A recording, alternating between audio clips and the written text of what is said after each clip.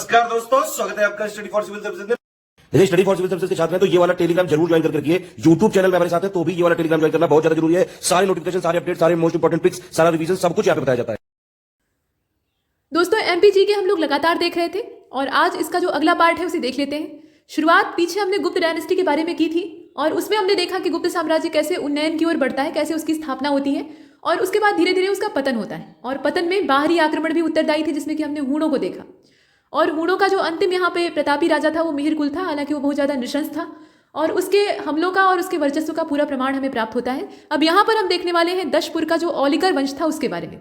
अब ये जो डायनेस्टी है इसके बारे में आप देख लीजिए तो 4वीं शताब्दी ईस्वी का जो उत्तरार्ध था, उत्तरार्ध का मतलब ये होता है कि समापन का समय, तो उस समय गुप्त साम्राज्य का विस्तार हो रहा था और प्राचीन दशपुर, जिसे कि आधुनिक तौर पे मंदसौर कहा जाता है। यहाँ ध्यान दीजिएगा, दशपुर का मतलब कुछ और नहीं है, वर्तमान में मंदसौर आप इसे कह सकते हैं।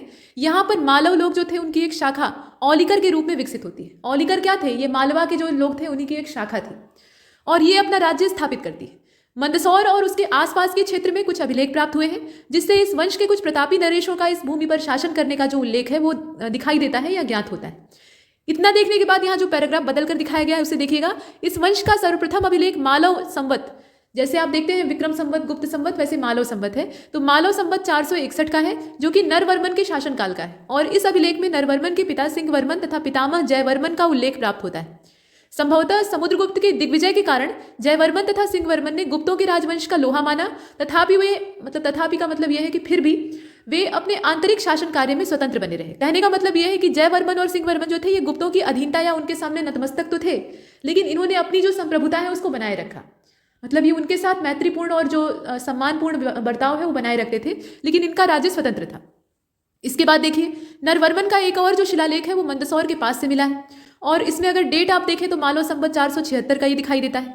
नरवर्मन का पुत्र था बंधुवर्मन, यहाँ आप देख रहे हैं, और इसका शिलालेख जिस पर कि मालव संवत 493 से लेकर मतलब 2 डेट यहाँ आपको दिखाई देती है, 493 और 529, ये उत्कीर्ण है। ये बंधुवर्मन का शिलालेख है, इसको ध्यान दीजिएगा, और मंदसौर से ये प्राप्त हुआ है। ये इस वंश का पहला शिलालेख है जिसमें कि गुप्त सम्राट की जो अधीनता है उसे स्पष्ट शब्दों में स्वीकार किया गया है।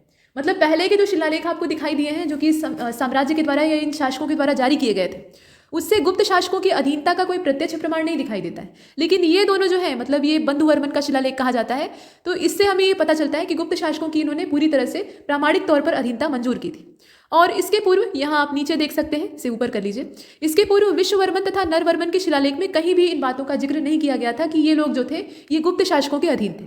इस शिलालेख में नरवर्मन और विश्ववर्मन का गुणगान स्वतंत्र नरेशों की तरह किया गया है। और यही नहीं, ये अभिलेख जो है ये मालव संवत में अंकित है, गुप्त संवत में नहीं। तो मालव संवत में अंकित है, इसका मतलब क्या है कि ये अपने मर्जी के मालिक है। ये जो मालवा शासक हैं, मतलब उन्हीं की शाखा औलिकर के तौर पे आपने देखी, तो यहाँ ये अपनी मर्जी के मालिक हैं। अपना संवत इन्होंने जारी करवाया। पहले के समय में उपाधियां धारण करना, अपने नाम के सिक्के जारी करवाना और अपने राज्याभिषेक की खुशी में संवत जारी करना, यानी एक नया कैलेंडर लॉन्च कर देना, ये सब एक आम बात हुआ करती थी। बाद में जब आप मध्यकाल में चलेंगे तो वहाँ पर अपने नाम के सिक्के और अपने नाम का खुतबा ये आप सुनते हैं। फिलहाल इसे देखिए, तो यहाँ मालव संवत के अंकित होने का ये प्रत्यक्ष प्रमाण दिखाई देता है और इससे ये पता लगता है कि ये अपनी मर्जी के मालिक थे। लेकिन ऐसा लगता है कि समकालीन गुप्त सम्राट चंद्रगुप्त द्वितीय ने पश्चिमी मालवा तथा सौराष्ट्र के जो शक थे उनके उन्मूलन में व्यस्त रहने के कारण इस वर्मन साम्राज्य के आंतरिक मामलों में हस्तक्षेप नहीं किया था। मतलब चंद्रगुप्त द्वितीय के बारे में कहा जा रहा है जो कि तत्काल में गुप्त साम्राज्य के चक्रवर्ती राजा थे, मतलब चंद्रगुप्त विक्रमादित्य। तो वो अपना दूसरा ही काम कर रहे थे। दूसरा काम मतलब ये कि शकों के खिलाफ वो अपना पूरा अभियान चला रहे थे और उनके उन्मूलन का पुरजोर प्रयास कर रहे थे। तो ऐसे में उनके पास इतना टाइम नहीं था कि वो इन जो छोटे छोटे शासक हैं, जैसे कि ये वर्मन पूरा वंश था, इस पर ध्यान दे सके। तो जब ध्यान ही नहीं दिया तो ये बचकर उनकी नज़रों से अपना पनपते रहे और अपनी मर्जी के मालिक रहे। अब इसके बाद देख लीजिए, इसीलिए वर्मन काफी हद तक स्वतंत्र शासक बने रहे। बंधुवर्मन के शिलालेख से यह ज्ञात होता है कि वह गुप्त सम्राट कुमारगुप्त प्रथम के शासनकाल में उत्तरी मालवा वाला जो क्षेत्र था, यहाँ ध्यान दीजिएगा, ये जो बंधुवर्मन का शिलालेख है इसका समय कौन सा है? ये कुमारगुप्त प्रथम का समय है। तो इसके शासनकाल में उत्तरी मालवा ने सुख शांति और समृद्धि के अपूर्व सुखद दिनों का उपभोग किया और बंधुवर्मन के शासन की शांति और समृद्धि से आकृष्ट होकर जब कोई भी साम्राज्य खूब फलने फूलने लगता था, एकदम बढ़िया चमकने लगता था, तो यहाँ हमले होते थे। और हमले होने के साथ साथ कुछ जो व्यवसायी हैं वो भी यहाँ पर अपने व्यापार में इन्वेस्टमेंट करने के लिए आते थे। तो यहाँ देखिए, लाट देश से बुनकरों की एक श्रेणी की आज्ञा से दशपुर में मालव संवत 493 में सूर्य का एक भव्य और अद्भुत मंदिर का निर्माण करवाया गया। मतलब यहाँ पर एक जो सूर्य मंदिर है वो बनवाया गया था। कालांतर में दूसरे जो नृपति थे उनके शासनकाल में मरम्मत न कराए जाने के कारण, चूंकि ये पहले का बना हुआ है तो इसको रिपेयरिंग की आवश्यकता होती थी, जैसे जीर्णोद्धार करवाया जाता है, तो वो सब नहीं करवाया गया और उसकी वजह से ये मंदिर काफ़ी जीर्ण हो गया। जीर्ण का मतलब है कि काफ़ी ज़्यादा कमज़ोर हो गया और अंत में इस मंदिर का पुनरुद्धार किया गया, यह स्पष्ट होता है। और यह अभिलेख मालव संवत 529 में उसी तंतुवायों की श्रेणी से दिखाई देता है। मतलब ऐसा कहा जा रहा है कि जो 529 का समय था मालवा संवत के हिसाब से, उसमें ये जो सूर्य मंदिर था जो कि बहुत ज़्यादा जीर्ण हो चुका था, इसके पुनरुद्धार की बात कही जा रही है। मतलब इसे फिर से एक बार बनवाया गया या रंगवाया पुतवाया गया, वो सब चीज़ें हैं। यह अभिलेख मालवा संवत 529 अथवा इसके ठीक बाद लिखा गया होगा, किंतु वत्स भट्टी द्वारा रचित जो प्रशस्ति है, जिस तरीके से ये लिखी गई है, उससे प्रशस्ति में उल्लेखित जो गुप्त सम्राट है कुमारगुप्त, इनके नाम को लेकर काफ़ी भ्रम पैदा हो जाता है। मतलब यहाँ पे कुमारगुप्त नाम के जो गुप्त सम्राट तत्काल में चक्रवर्ती राजा बने हुए थे, उनके नाम को लेकर थोड़ी सी असमंजस की स्थिति दिखाई देती है। तो फिलहाल यहाँ पर आपने 2-3 चीज़ें देखी। एक तो जो सूर्य मंदिर का निर्माण करवाया गया और इसका जीर्णोद्धार का समय देखा, उसके साथ साथ आपने यहाँ पर वत्स भट्टी का जो प्रशस्ति है उसके बारे में जाना। अब इसके बाद नीचे चलते, देखिए यहाँ पर आगे क्या कहा गया है। स्कंदगुप्त तथा परवर्ती जो गुप्त सम्राट थे, उनके समय में औलिकर वंशीय जो वर्मन नरेश थे, ये वर्मन थे कौन, तो ये औलिकर वंश से संबंध रखते थे। मतलब मालवा के ही ये मूल यहाँ पे जन्म क्षेत्र वाले कहे जा सकते थे। तो इन वर्मनों का क्या हुआ, इसके संबंध में हमें कुछ भी ज्ञात नहीं, मतलब प्रामाणिक जानकारी नहीं प्राप्त होती है।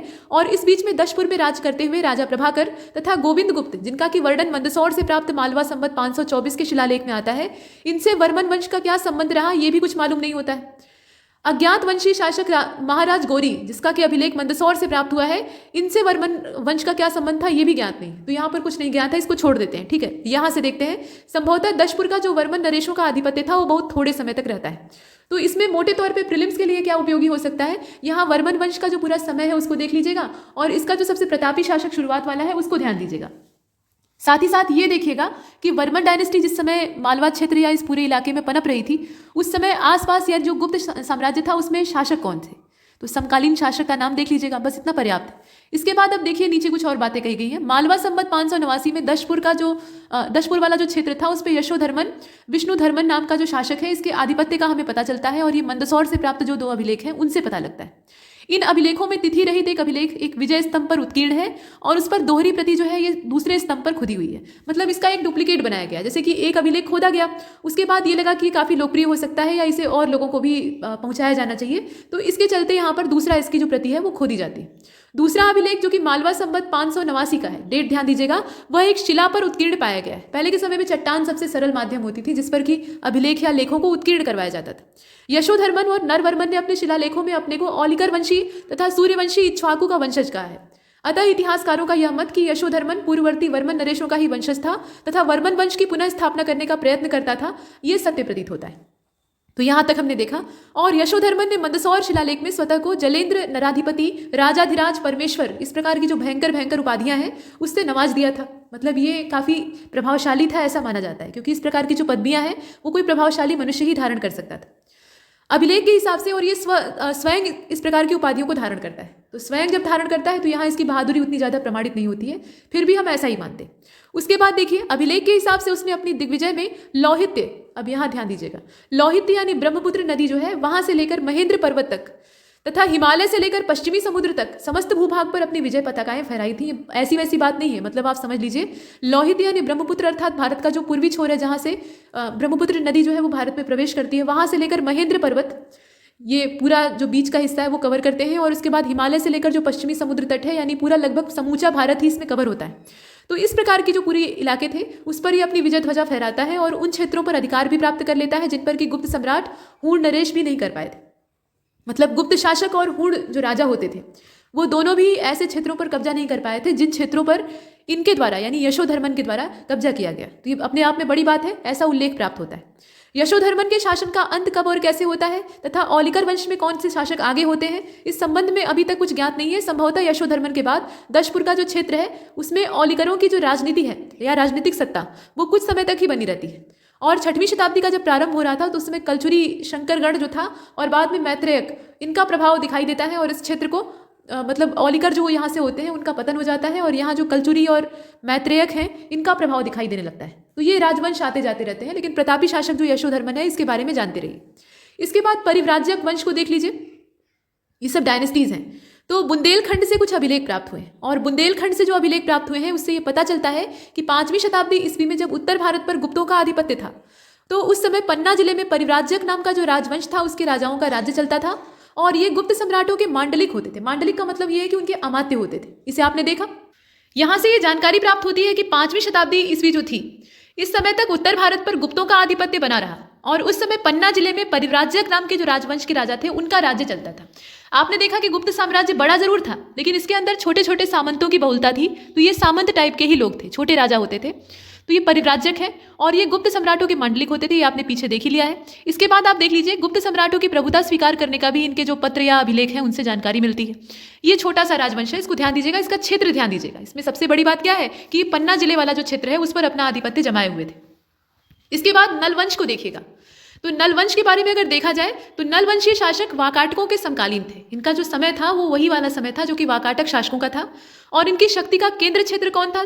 तो केंद्र क्षेत्र के तौर पे आप देखें तो बस्तर और बस्तर के ओडिशा से लगे हुए जो सीमावर्ती क्षेत्र थे वहां पर इनका कब्जा था। यानी वर्तमान में छत्तीसगढ़ में चला गया है लेकिन तत्काल में ये पूरे मध्य भारत यानी मध्य प्रदेश का हिस्सा था।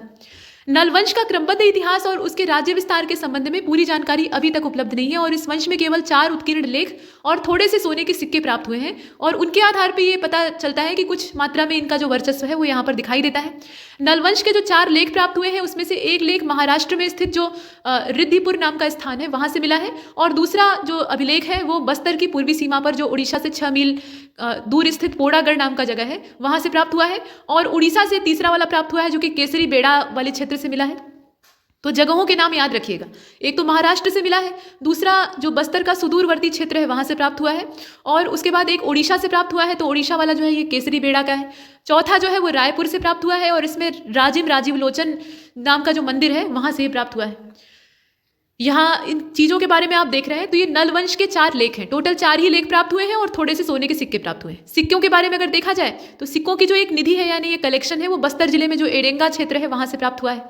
और प्रथम जो 3 लेख है तथा सिक्कों का अध्ययन जब किया गया तो ये मालूम होता है, मतलब अब देखिए यहाँ असली इन्फॉर्मेशन जो प्राप्त हुई है वो दिया हुआ है।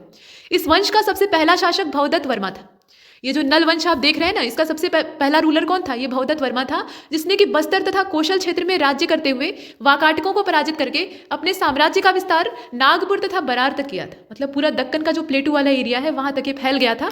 परंतु वाकाटकों द्वारा पुनर्शक्ति प्राप्त कर लेने के बाद नागपुर तथा विदर्भ क्षेत्र इसके हाथों से छिन गया। वाकाटक और ये नलवंश जो था ये समकालीन थे तो ऐसे में संघर्ष होना लाजमी है और वो संघर्ष होता है तो नागपुर और विदर्भ वाला क्षेत्र जो इन्होंने जीता था वो इनके हाथ से निकल जाता है। किंतु वह बस्तर और दक्षिणी कौशल इस पर बराबर शासन करता रहा, मतलब यहाँ वो बना रहा। नलवंशीय नरेश अगर देखा जाए तो ये बस्तर तथा दक्षिणी कौशल के भूभाग पर काफी समय तक रूल करते हैं यानी राज्य करते हैं। संभवतः उनका राज्य पांडुवंशियों द्वारा पराजित होने के कारण समाप्त हो गया। मतलब इनका पतन कैसे होता है? जो पांडुवंशी शासक थे उनके द्वारा पराजित होने से। इसके बाद आप नीचे एक और डायनेस्टी के बारे में देख रहे हैं, ये शरभपुरिया वंश है। तो दक्षिणी कौशल के शरभपुर नाम के स्थान के नाम से इनका नाम पड़ा हुआ है। तो ये स्थानीय राजवंश थे, छोटे छोटे हैं लेकिन क्षेत्रीय हैं तो आपको इसको ध्यान में देना होगा। दक्षिणी कौशल का जो शरभपुर नाम का स्थान था वहाँ 5वीं शताब्दी के अंतिम भाग में और 6वीं शताब्दी का जो शुरुआती दौर था उस समय एक प्रमुख राजवंश का उदय होता है जिसे कि शरभपुरिया कहा जाता है। और इस वंश की राजधानी शरभपुर थी, लेकिन ये कहाँ थी एग्जैक्टली ये अभी तक डिसाइड नहीं हो पाया है। एक चीज है कि शरभपुरी वंश के जो नरेश थे वो अपने आप को परम भागवत कहा करते थे। तो परम भागवत की उपाधि ये महाराजा धीराज के समान ही काफी ज्यादा प्रतिष्ठित हुआ करती थी। और परम भागवत का मतलब क्या है कि ये भागवत धर्म के अनुयायी थे। उनके दान पत्रों यानी जो ताम्रपत्र होते थे और राज मुद्रा जो होती थी, मतलब उनकी जो राजसी करेंसी होती थी, इन सब चीजों पर गजलक्ष्मी की खड़ी प्रतिमा ये दिखाई देती है। गजलक्ष्मी का मतलब समझ रहे हैं? यहाँ पर हथिनी का चित्र नहीं होता था बल्कि माता लक्ष्मी का कमल आसन पर बैठा हुआ एक रूप होता था और 2 तरफ से 2 हाथी ऐसे समुद्र में से निकलकर अपने सूंड में पानी भर के माता लक्ष्मी का अभिषेक कर रहे होते थे, यानी उसे नहला रहे होते। तो इस प्रकार का जो ढांचा है वो दिखाया, आपने कैलेंडर वगैरह में देखा होगा। तो इस प्रकार की जो गज लक्ष्मी की प्रतिमा है, खड़ी प्रतिमा, यहाँ जो लक्ष्मी जी है वो बैठी नहीं थी, खड़ी थी, तो ये वाली प्रतिमा दिखाई देती है। और इनकी एक राजधानी, अब यहाँ पर इनके बारे में देख लीजिए थोड़ा सा, शरभपुरिया डायनेस्टी को आप देख रहे हैं। तो इनकी एक राजधानी श्रीपुर, जिसे कि सिरपुर और रायपुर जिले में पड़ता है ऐसा माना जाता है, तो यहाँ पर थी ऐसा माना गया। मतलब इनकी एक राजधानी श्रीपुर में थी, रायपुर जिला ये वर्तमान में है। इस वंश का संस्थापक शरभ नाम का राजा था और इन्हीं के नाम पर इसकी राजधानी का नाम शरभपुर पड़ा। तो इतनी मोटी जो कहानी यहाँ आप देख रहे हैं, इसमें काम की चीज़ें क्या हैं? काम की चीज़ें सिर्फ यही है कि इनका क्षेत्र कौन सा था, इन्होंने कौन सी टाइटल धारण की थी, और इनका जो संस्थापक राजा था वो कौन सा था। इतना, बस इतना ही काफ़ी। इसके बाद जयराम के 3 पुत्र थे, सुखदेवराज, प्रवरराज और व्याघ्रराज। और जो जयराज था, माफ कीजिएगा यहाँ पे जयराज है, तो जयराज का उत्तराधिकारी उसका सबसे बड़ा बेटा सुदेवराज हुआ। और उसके 7 ताम्रपत्र लेख अब तक प्राप्त हुए हैं, जिसे कि आप यहाँ पर देख रहे हैं। और इन लेखों से रायपुर से प्राप्त ताम्रपत्र का जो पूरा ब्यौरा है, यानी उसके शासनकाल के 10वें वर्ष में इसे प्रचलित किया गया था या जारी किया गया था, वो सब जानकारियाँ प्राप्त होती हैं। अब इससे एक बात स्पष्ट होती है कि उसने कम से कम 10 वर्ष तक राज्य किया होगा। और उसके अभिलेख में 2 ताम्रपत्र श्रीपुर से प्रचलित किए गए थे, मतलब वहाँ से जारी किए गए थे, और शेष जो है वो शरभपुर से जारी किए गए हैं। तो इससे लगता है कि उनके शासनकाल में ही शरभपुर के अलावा श्रीपुर को भी राजधानी बना दिया गया था। तो अभी हम लोग बात कर रहे थे इस डायनेस्टी के बारे में। और इस वंश का यानी शरभपुरिया जो डायनेस्टी है, इसका जो अंतिम नरेश था वो यहाँ अगर आप देखें तो सुदेवराज का छोटा भाई प्रवरराज था। और इसने अपनी राजधानी को श्रीपुर ही रखा था, जो कि बाद में बनती है। और उसके बाद जो 6वीं शताब्दी का अंतिम दौर रहता है, यानी एकदम जो उत्तरार्ध रहता है, उस समय अगर आप देखें तो पांडुवंशियों ने दक्षिणी कौशल की जो विजय है उसको पूरी तरह से हासिल किया और शरभपुरिया राजवंश को समाप्त कर दिया। श्रीपुर को इन्होंने भी राजधानी बनाया था। इसके बाद आप वल्लभी का जो मैत्रक वंश है उसको देख लीजिए। तो वल्लभी का मैत्रक वंश अगर देखा जाए तो गुप्त वंश की शक्ति का जब ह्रास होने लगता है तो उसका लाभ उठाकर भारत के अलग अलग भागों में, जैसा कि मैंने पीछे बताया कि सामंतों की बहुलता होने लगती है। पहले के समय में जो गुप्तों के सामंत थे अब वो राजा बनने की महत्वाकांक्षा पाल लेते हैं और अपने अपने जो क्षेत्र हैं उनको स्वतंत्र कर लेते हैं, वहाँ के राजा बन जाते हैं। तो जिन राजवंशों का उदय हुआ इस प्रकार से, उसमें वल्लभी के मैत्रेयक शासक भी थे। प्रारंभ में ये गुप्त शासकों के अधीन एक सामंत हुआ करते थे, और 6वीं शताब्दी के मध्य में जब गुप्त शासकों की सत्ता का लोप हो गया तो उसके पहले से ही मैत्रेयकों ने अपने अभिलेखों में गुप्त अधीनता का उल्लेख करना बंद कर दिया। मतलब साम्राज्य का जब पतन होने लगता है ना, तो उसे देखकर सब वहाँ से हट जाते हैं। वही है कि जो जहाज डूबता होता है उस पर कोई चढ़ना नहीं चाहता, और ढलते हुए सूरज को देखकर लोग दरवाजा बंद कर लेते हैं। तो वही होता है। कुल मिलाकर यहाँ जब गुप्तों की जो सत्ता है या उनका जो वैभव है वो नष्ट होने लगता है, तो ये उनकी अधीनता स्वीकार करने से मना कर देते हैं और अपने सिक्कों पर से उनका नाम हटा लेते हैं। इसके बाद देखिए, यहाँ देख लीजिए, वो गुप्त संवत का इस्तेमाल करते थे। ये जो वल्लभी के मैत्रेयक थे, ये अपने निजी संवत का नहीं इस्तेमाल करते थे, बल्कि गुप्त संवत का इस्तेमाल करते थे। स्वतंत्र होकर मैत्रक वंशी शासकों ने अपने साम्राज्य का विस्तार करना प्रारंभ किया। और मैत्रक वंशी एक राजा है जिनका नाम है शिलादित्य प्रथम। धर्मादित्य, मतलब इनका पूरा नाम आप देख लीजिए, शिलादित्य प्रथम, और धर्मादित्य इनकी उपाधि थी या इनकी टाइटल थी। 580 ईस्वी में वल्लभी पर ये राज्य कर रहे थे। और ऐसा चीनी यात्री वेनसांग के वर्णन से प्राप्त होता है, मतलब जानकारी प्राप्त होती है। वेनसांग उस समय भारत दर्शन पर आया हुआ था, तो उसके ब्यौरे से हमें ये जानकारी मिलती है। उसने अपने साम्राज्य का विस्तार पश्चिमी मालवा तक किया था। यहाँ बात हो रही है शिलादित्य की, जिसने कि अपने साम्राज्य का विस्तार पश्चिमी मालवा क्षेत्र तक किया था। और उसके बाद अगर देखा जाए तो इसका जो पुत्र है धरसेन तृतीय, वो यहाँ राजा बनता है। और धरसेन तृतीय का जो उत्तराधिकारी है वो उसका छोटा भाई ध्रुवसेन द्वितीय बालादित्य होता है। यहाँ आप देखिएगा, ध्रुवसेन द्वितीय बालादित्य, ये धरसेन तृतीय का छोटा भाई है और ये इसका सक्सेसर बनता है। और 629 ईस्वी का जो समय था, इसमें ये वल्लभी का शासक होता है। इस प्रकार की जानकारियाँ। इसके बाद आगे चलते हैं, तो वह चीनी यात्री वेनसांग का समकालीन था। यहाँ बात किसकी हो रही है? ये बालादित्य की बात हो रही है, जो कि वेनसांग का समकालीन था। इसी क्रम में आगे बढ़िए तो और देखिए, इसका जो पूरा समय है, मतलब यहाँ पर बात हो रही है जो बालादित्य है उसी के विषय में, तो कम से कम 641 ईस्वी तक ये राज्य करता रहा। ये इसका पूरा टाइम पीरियड था। और पश्चिमी मालवा क्षेत्र पर इसका प्रभाव बराबर बना रहा। यह रतलाम जिले से, मतलब इसका अगर देखा जाए तो रतलाम जिले से प्राप्त 2 ताम्रपत्र लेखों से ये पता लगता है कि नौगवा से प्राप्त पहला ताम्रपत्र ये गुप्त संवत 320 ईस्वी का है। यहाँ जो क्षेत्र है उसके हिसाब से देख लीजिएगा। और वल्लभी से प्रचलित किया गया था इसे, जिसमें कि मालवक भुक्ति अर्थात जो मालवा प्रांत है उसमें स्थित 100 भुक्ति भूमि को दान देने का उल्लेख प्राप्त होता है। भुक्ति जो होती थी वो जमीन की एक इकाई होती थी, इसे आपने देखा। और इसी स्थान पर प्राप्त ताम्रपत्र जो है वो गुप्त संवत 321 का है। और वंदित पल्ली के विजय शिविर से इसको प्रचलित किया गया था। जब कोई विजय प्राप्त करते थे राजा, तो वहां पर अपने जीत के उपलक्ष्य में कुछ न कुछ जारी करते थे, तो वैसे ही। और इसमें मालवक भुक्ति में स्थित 100 भुक्ति जो भूमिदान है वो देने का उल्लेख प्राप्त होता है। तो ये सब उल्लेख कैसे प्राप्त हुए हैं, कहाँ से प्राप्त हुए हैं, वो देख लीजिएगा। उसके बाद देखिए, मैत्रेयकों का जो राजवंश है वो 766 ईस्वी तक बराबर चलता रहता है। और 766 से लेकर 783 के बीच में इनका लोप हो जाता है। पश्चिमी मालवा क्षेत्र पर से इनका आधिपत्य कब समाप्त हुआ ये अज्ञात है, लेकिन इनका जो रेंज है उसको ध्यान दीजिएगा। इसके बाद आगे बढ़ते तो यहाँ देखिए मौखरी वंश आ जाता है। और मौखरी वंश काफी महत्वपूर्ण है। ये जो छोटे छोटे हैं इनको आप रफली देख सकते हैं, लेकिन जो मौखरी डायनेस्टी है इसको जरा ध्यान से देखिएगा। देखिए यहाँ पर मौखरी राजवंश की स्थापना या साम्राज्य की स्थापना यह भी गुप्त वंश की शक्ति के ह्रास के कारण ही होती है। असल में ये थे कौन? तो यह भी गुप्तों के सामंत ही थे। और यहाँ देखा जाए तो 6वीं शताब्दी का जो मध्य था, उस समय गुप्त वंश की जब शक्ति विलुप्त होने लगती है तो जो मौखरी होते हैं वो अपनी राजसत्ता स्थापित कर लेते हैं, यानी अपने आप को आज़ाद कर लेते हैं। मौखरियों की कई सारी शाखाएं थी। इसमें कन्नौज की शाखा जो थी वो सबसे ज़्यादा शक्तिशाली थी और इसके शासकों में महाराज हरिवर्मन थे, महाराज आदित्यवर्मन थे। महाराज की टाइटल यहाँ भी चलती थी, तो ये गुप्तों का पूरी तरह से अनुकरण करते थे। यहाँ देखिए ईश्वर वर्मन का नाम आता है। इसके अलावा महाराजाधिराज ईशान वर्मन, महाराजाधिराज सरवर्मन। जो महाराजाधिराज आप देख रहे हैं वो ज़्यादा पराक्रमी राजा है। उसके बाद आप देखिए महाराजाधिराज अवंतीवर्मन और ग्रहवर्मन, ये पूरे जो राजा है यहाँ पे एक क्रम से शासन करते हैं। तो कन्नौज वाली जो इनकी विंग थी वो ज़्यादा मजबूत थी और इनके साम्राज्य का विस्तार लगभग आधुनिक जो उत्तर प्रदेश का पूरा भूभाग है और मध्य प्रदेश का पूर्वी निमाड़ जिला, वहाँ पर असीरगढ़ के किले में का जो क्षेत्र है वहाँ तक फैला माना जाता है। महाराजाधिराज सरवर्मन का एक ताम्र मुहर लेख यहाँ से प्राप्त हुआ है। मतलब अगर देखा जाए तो पूरा उत्तर प्रदेश का क्षेत्र तो इनके अधीन था ही। उसके अलावा मध्य प्रदेश में जो पूर्वी निमाड़ जिला है वहाँ पे असीरगढ़ का किला है और इस किले से ये जो महाराजाधिराज है सरवर्मन, इनका एक ताम्र मुहर लेख प्राप्त हुआ है। मतलब उस पर मुहर का निशान अंकित है और वो तांबे से बना हुआ है। इस लेख की प्राप्ति से, अब यहाँ ध्यान दीजिएगा, इस लेख की प्राप्ति से कुछ विद्वानों का यह मत है, यहाँ ध्यान दीजिए, मौखरियों के साम्राज्य का ये महत्वपूर्ण दुर्ग हुआ करता था। मतलब इसका ये भी तात्पर्य है, जब यहाँ पर दुर्ग स्थापित किया था तो इसका मतलब है कि पूरा मध्य भारत भी लगभग यहाँ आंशिक तौर पर अगर छोड़ दिया जाए तो इनके कब्जे में था।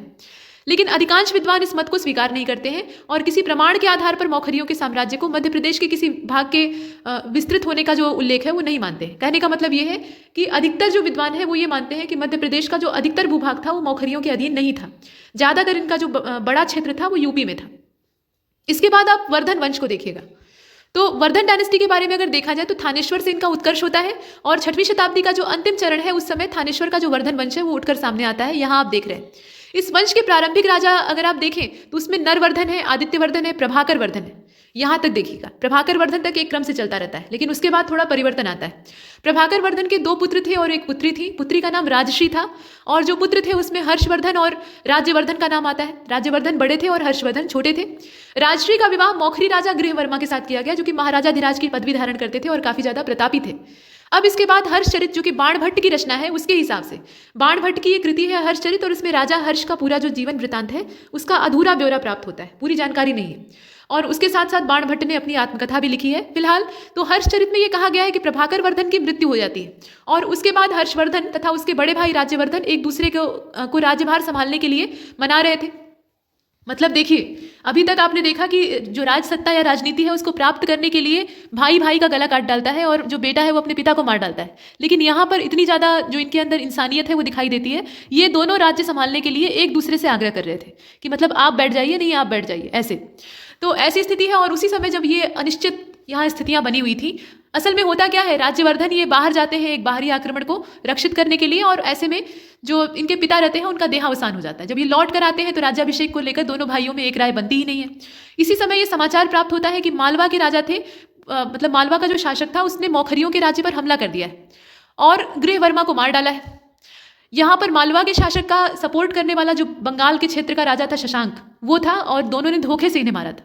अब इसके बाद गृहवर्मा का जब प्राणांत कर दिया गया तो राजश्री को कारागार में डाल दिया गया है। अब मालोराज के दुष्कर्म का समाचार आते ही राज्यवर्धन ने संन्यास ग्रहण करने का विचार छोड़ दिया। इससे पहले देख रहे ना आप, यहाँ राज्यभार संभालने से ये क्यों मना कर रहे थे, क्योंकि ये सन्यासी बनना चाहते थे।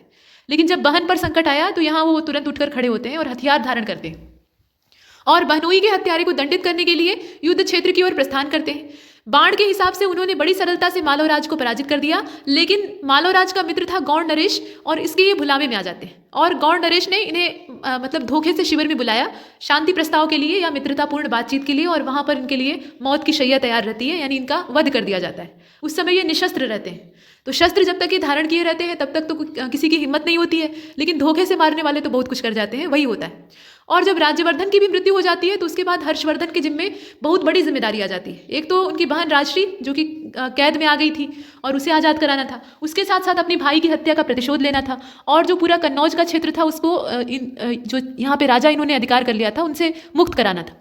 तो यहाँ आप देख लीजिए इनके बारे में कहा गया है, राज्यवर्धन की हत्या के बाद हर्षवर्धन ही थानेश्वर का एकमात्र उत्तराधिकारी था।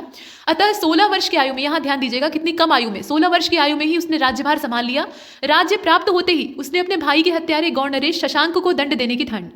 मतलब उसने ये निश्चय किया कि वो शशांक को दंडित करेगा और वो सेना लेकर गौड़वाहा जो था उसकी ओर प्रस्थान करता है और मार्ग में उसे राजश्री के कारागार से भागने और विंध्याचल का जो अरण्य क्षेत्र था वहां पर पहुंचने का समाचार मिलता है। ये सब जो कहानी आप देख रहे हैं ना, ये हर्षचरित में एकदम अक्षर अक्षर मतलब अक्षरशः वर्णित है। तो इसमें आप देख लीजिए, रास्ते में ही उसको पता लगता है कि उसकी बहन जो है वो कारागार से निकलकर किसी भी प्रकार से भाग गई है और भागकर वो विंध्याचल के जो जंगल है वहाँ पर छिप गई है। तो जब वहाँ वो नज़दीक जाता है तो उसे मालूम होता है कि उसकी बहन आत्महत्या करने वाली है। तो ये तत्काल में उसे खोजता है, एक वहाँ पे इनके मित्र रहते हैं स्थानीय, उनके सहयोग से ढूंढता है और उसके बाद उनके प्राणों की रक्षा करता है। राजश्री को ढूंढकर उसके प्राणों को बचाने के बाद ये गौड़ राज्य की ओर प्रस्थान करता है। परिणाम क्या होता है? तो परिणाम यही होता है कि वहाँ पर ये पूरी जो इनकी शत्रुता होती है उनका दमन कर देता है, मतलब अपने शत्रुओं से प्रतिशोध ले लेता है।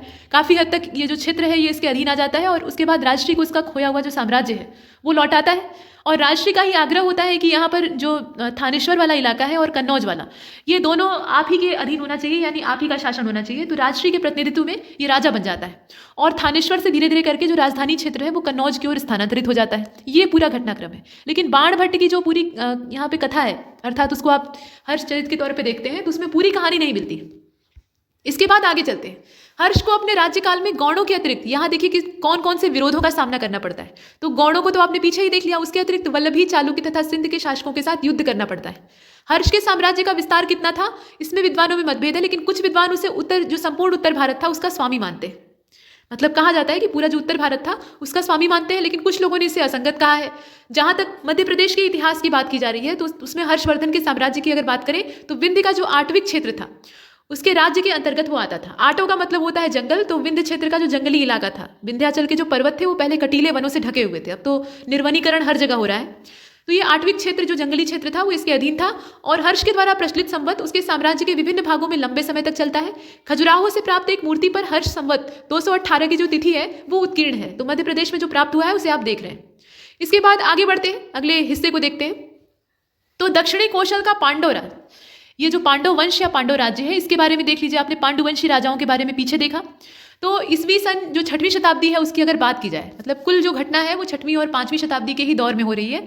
तो कौशल के एक बड़े भूभाग पर पांडववंशी शासकों का पूरा राज्य था और पांडुवंशी राजा सोमवंशी थे, मतलब सोमवंशी या चंद्रवंशी आप इन्हें कह सकते हैं। वैष्णव धर्मावलंबी ये थे और इनका जो पहला शासक था वो उदयन था, जो कि संभवतः 5वीं शताब्दी ईस्वी के अंतिम चरण तक राज्य करता है।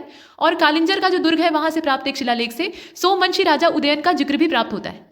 लेकिन दोनों एक ही व्यक्ति थे ये अनुमान लगाना कठिन है कि मतलब जो शिलालेख में वर्णित व्यक्ति है वो असल में यही वाला जो पांडववंशी राजा उदयन है यही माना जाए कि कोई दूसरा व्यक्ति था, ऐसा यहाँ पे कोई तय नहीं।